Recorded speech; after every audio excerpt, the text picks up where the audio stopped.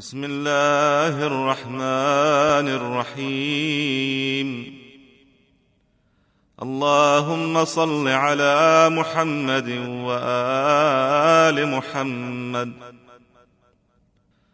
اللهم إني أسألك برحمتك التي وسعت كل شيء،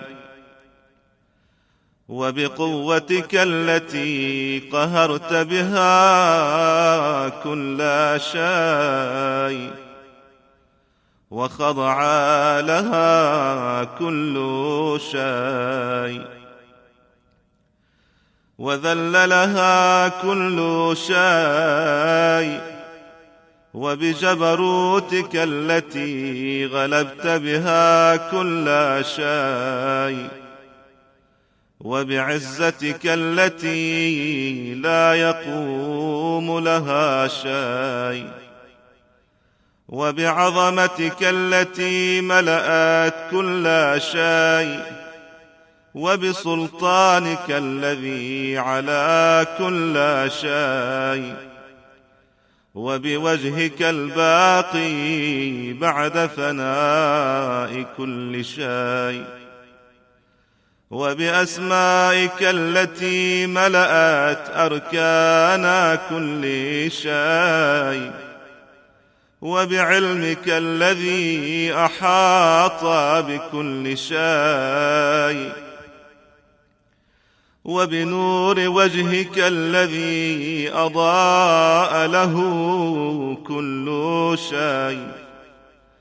يا نور يا قدوس، يا أول الأولين ويا آخر الآخرين.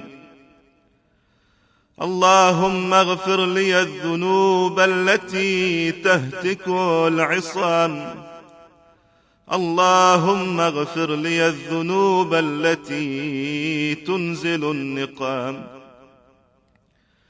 اللهم اغفر لي الذنوب التي تغير النعم. اللهم اغفر لي الذنوب التي تحبس الدعاء. اللهم اغفر لي الذنوب التي تنزل البلاء. اللهم اغفر لي كل ذنب أذنبته، وكل خطيئة أخطأتها. اللهم إني أتقرب إليك بذكرك، وأستشفع بك إلى نفسك، وأسألك بجودك أن تدنيني من قربك، وأن توزعني شكرك، وأن تلهمني ذكرك. اللهم إني أسألك سؤال خاضع متذلل خاشع، أن تسامحني وترحمني، وتجعلني بقسمك راضيا قانعا، وفي جميع الأحوال متواضعا. اللهم وأسألك سؤال من اشتدت فاقته، وأنزل بك عند الشدائد حاجته، وعظم فيما عندك رغبته. اللهم عظم سلطانك، وعلى مكانك، وخفي مكرك، وظهر أمرك، وغلب قهرك، وجرت قدرتك، ولا يمكن الفرار من حكومتك.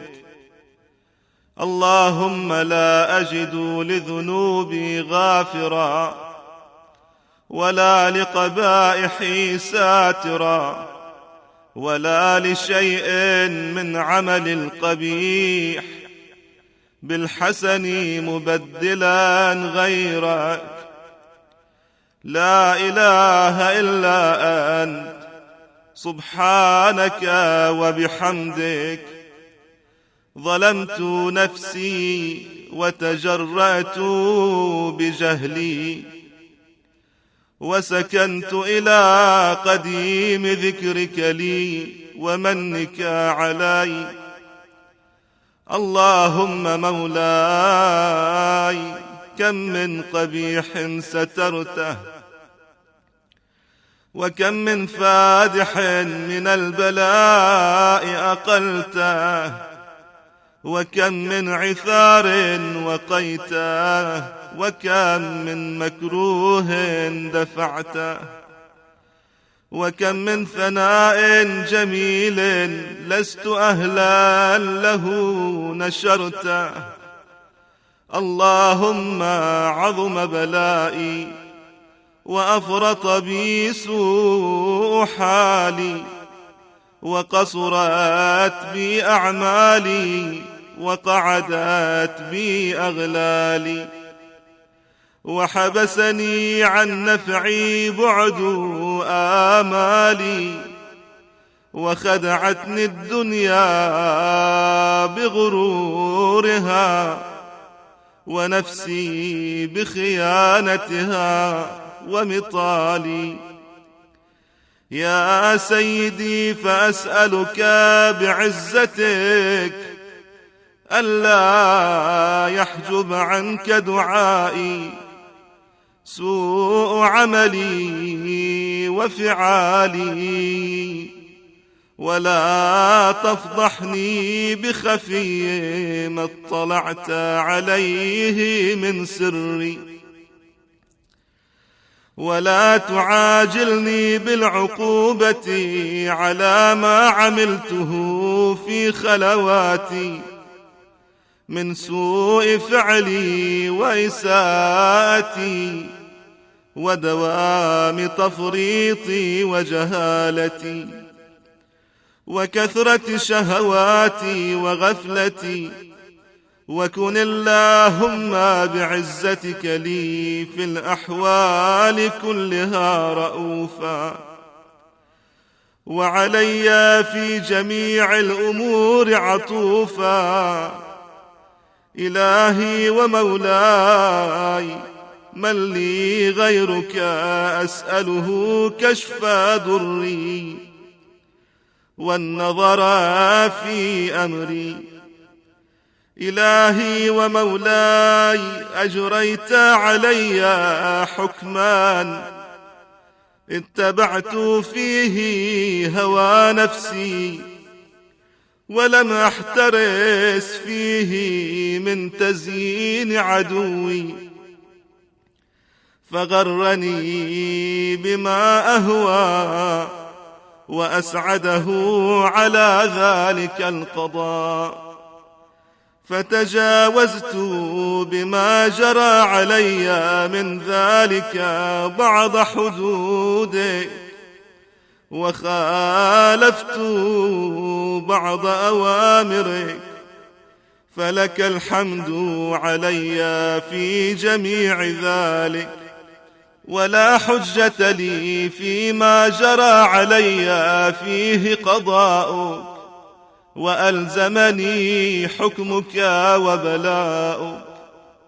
وقد أتيتك يا إلهي بعد تقصيري وإسرافي على نفسي، معتذرا نادما منكسرا مستقيلا مستغفرا منيبا مقرا مذعنا، معترفا لا أجد مفرا مما كان مني، ولا مفزعا أتوجه إليه في أمري غير قبولك عذري وإدخالك إياي في سعة من رحمتك. إلهي فاقبل عذري وارحم شدة ضري، وفكني من شدي وثاقي. يا رب ارحم ضعف بدني ورقة جلدي ودقة عظمي.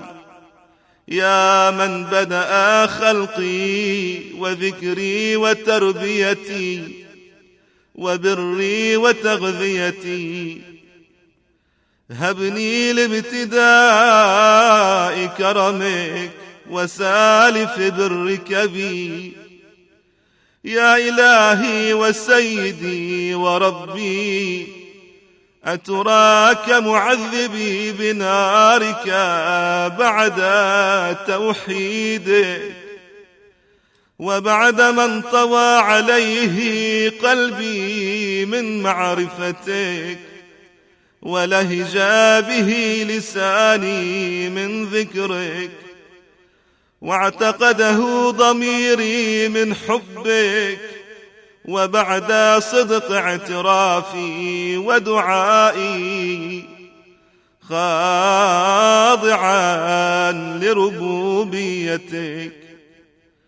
هيهات أنت أكرم من أن تضيع من ربيته، أو تبعد من أدنيته، أو تشرد من آويته، أو تسلم إلى البلاء من كفيته ورحمته. وليت شعري يا سيدي وإلهي ومولاي، أتسلط النار على وجوه خرت لعظمتك ساجدا، وعلى ألسن نطقت بتوحيدك صادقا، وبشكرك مادحا، وعلى قلوب اعترفت بإلهيتك محققا، وعلى ضمائر حوت من العلم بك حتى صارت خاشعة، وعلى جوارح سعت إلى أوطان تعبدك طائعة، وأشارت باستغفارك مذعنا. ما هكذا الظن بك، ولا أخبرنا بفضلك عنك يا كريم. يا ربي وأنت تعلم ضعفي عن قليل من بلاء الدنيا وعقوباتها، وما يجري فيها من المكاره على أهلها، على أن ذلك بلاء ومكروه، قليل مكثوه، يسير بقاؤه، قصير مدته. فكيف احتمالي لبلاء الآخرة وجليل وقوع المكاره فيها، وهو بلاء تطول مدته ويدوم مقامه، ولا يخفف عن أهله، لأنه لا يكون إلا عن غضبك وانتقامك وسخطك. وهذا ما لا تقوم له السماوات والأرض. يا سيدي، فكيف بي وأنا عبدك الضعيف الذليل الحقير المسكين المستكين. يا إلهي وربي وسيدي ومولاي، لأي الأمور إليك أشكو، ولما منها أضج وأبكي، لأليم العذاب وشدته، أم لطول البلاء ومدته؟ فلئن صيرتني للعقوبات مع أعدائك وجمعت بيني وبين أهل بلائك وفرقت بيني وبين أحبائك وأوليائك، فهبني يا إلهي وسيدي ومولاي وربي. صبرت على عذابك فكيف أصبر على فراقك؟ وهبني يا إلهي صبرت على حر نارك، فكيف أصبر عن النظر إلى كرامتك؟ أم كيف أسكن في النار ورجائي عفوك؟ فبعزتك يا سيدي ومولاي أقسم صادقا لئن تركتني ناطقا لأضجن إليك بين أهلها ضجيج الآملين، ولأصرخن إليك صراخ المستصرخين، ولأبكين عليك بكاء الفاقدين، ولأنادينك أين كنت يا ولي المؤمنين، يا غاية آمال العارفين، يا غياث المستغيثين، يا حبيب قلوب الصادقين، ويا إله العالمين. أفتراك سبحانك يا إلهي وبحمدك تسمع فيها صوت عبد مسلم سجن فيها بمخالفته، وذاق طعم عذابها بمعصيته،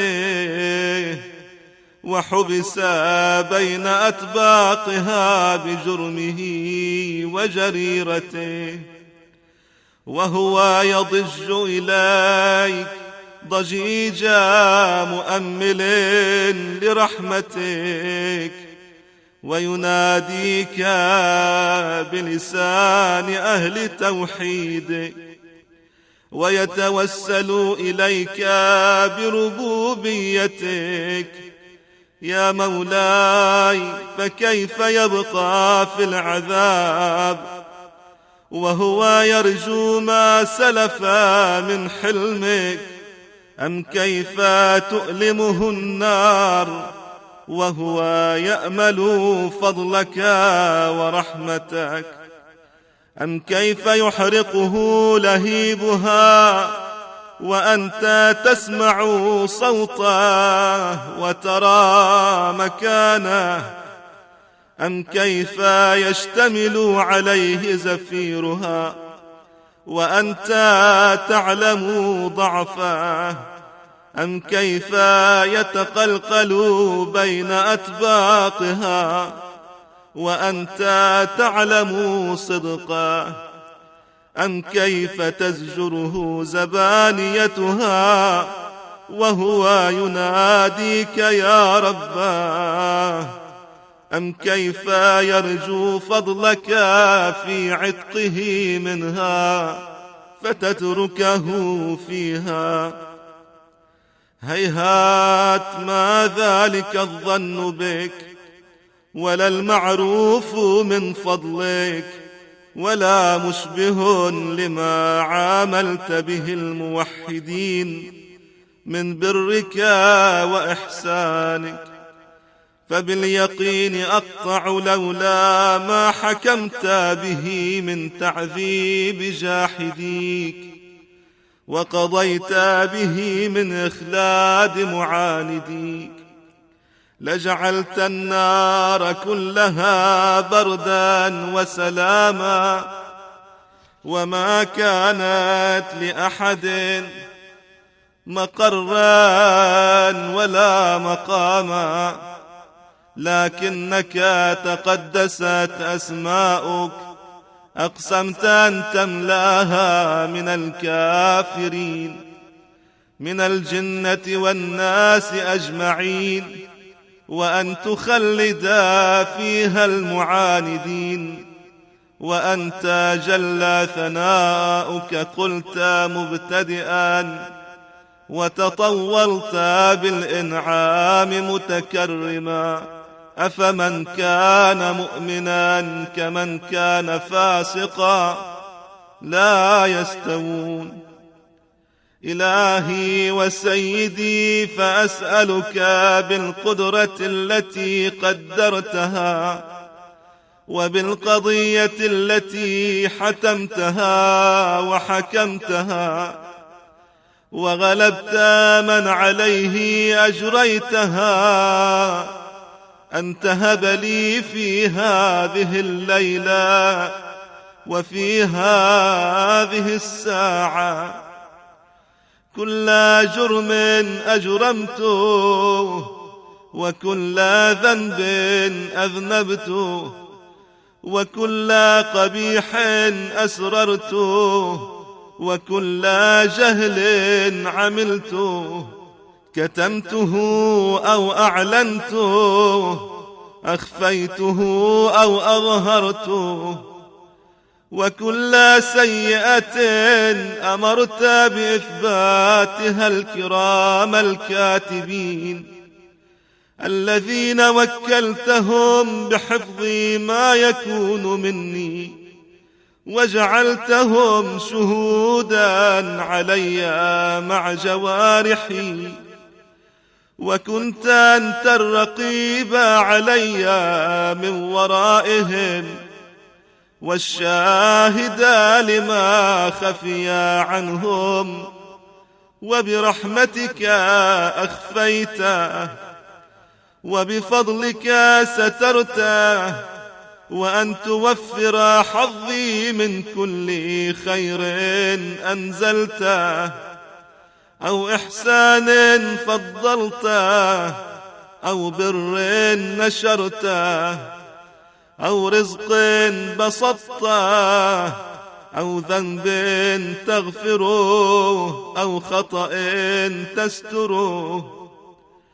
يا ربي يا ربي يا رب، يا إلهي وسيدي ومولاي ومالك رقي، يا من بيده ناصيتي، يا عليما بضري ومسكنتي، يا خبيرا بفقري وفاقتي، يا ربي يا ربي يا رب، أسألك بحقك وقدسك وأعظم صفاتك وأسمائك أن تجعل أوقاتي من الليل والنهار بذكرك معمورا، وبخدمتك موصولا، وأعمالي عندك